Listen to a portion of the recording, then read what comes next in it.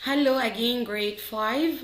Now we are going to talk about lesson 2, physical properties of matter. Look at these two pictures. Can you tell me how they are similar and how they are different? Anyone? Well, yes, they are similar because both of them are papers, but they are different actually in shape. These are shards of colored papers, and these are small pieces of cutting papers. They are different in shape, but both of them are papers. This is, we called it in science, we called it physical change. Physical change is a change in which the form of a substance changes, but the substance still has the same chemical makeup. So the substance just a change in its form or in its shape, but it is still the same. For example, this is an ice cream cone. The ice cream melts, but it is still an ice cream. Tastes like an ice cream. Also here, this is a sugar cubes, and this is a crushing sugar.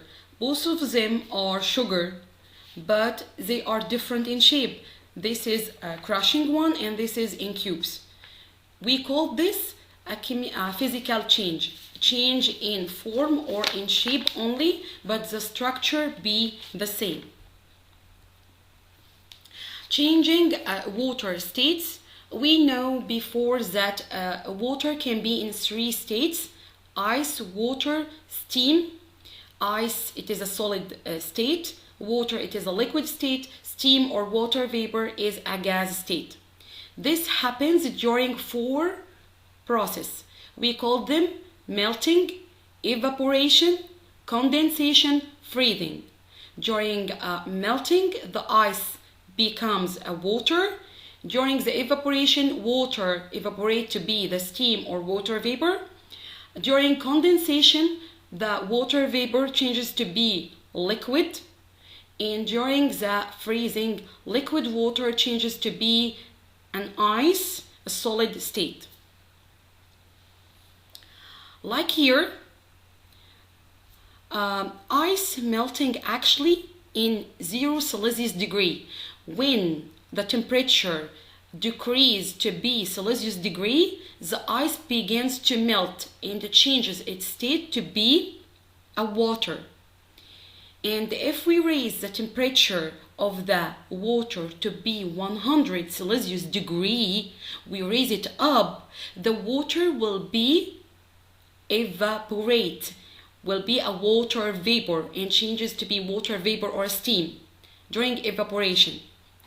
After that, the water vapor becomes to change its shape to be a water again, or drops of water in 100 Celsius degree when it condenses during a condensation process.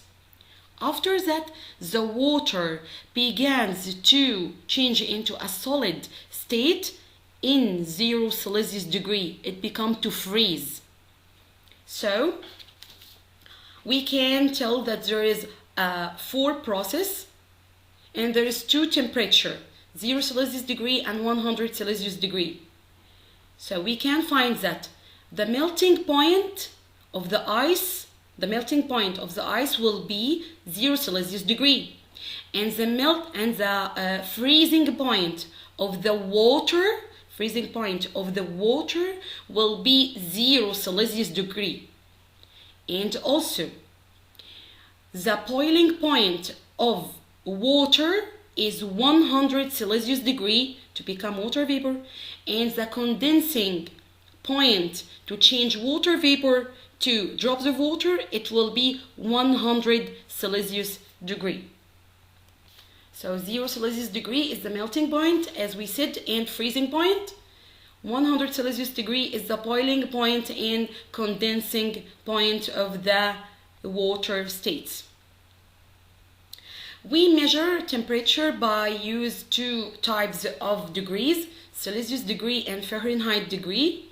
There is a little bit different between them, but we use them. We use both of them to measure the temperature. Now we are going to talk about other changes of states of matter, like here. This is dry ice. Dry ice, actually, it is a solid form of carbon dioxide. Carbon dioxide gas changes its state from a gas directly to be a solid and give us this shape we call the dry ice. Also, frost. Frost actually, during frost, water vapor changes directly from a water vapor to be ice, to be solid, without being a liquid. Now we are going to talk about melting and boiling points of other minerals, like here, aluminum. Aluminum here need a very high melting and boiling points. Aluminum melts in a very high melting and boiling points. Although nitrogen is melting actually in low degrees and boiling in low degrees. So melting points and boiling points are different. In general, melting points are always lower than the boiling point. Melting point are lower than the boiling point, and aluminum need a very high melting point. Nitrogen needs a low melting points.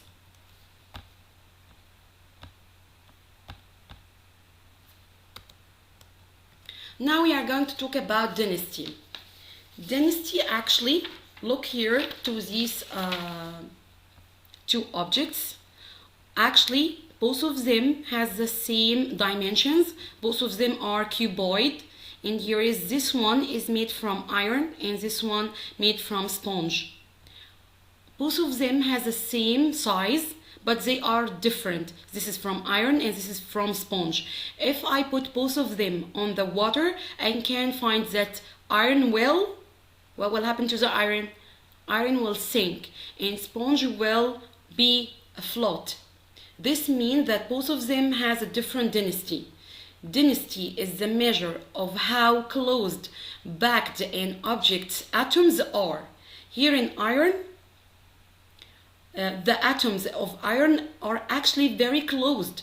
For that, it is be very heavy, so it will sink if I put it in the water. But sponge, the atoms of sponge will be a little bit far apart. For that, if I put the sponge on the water, it will be float. They have different density. Like here, we call the density test. There is different liquids here.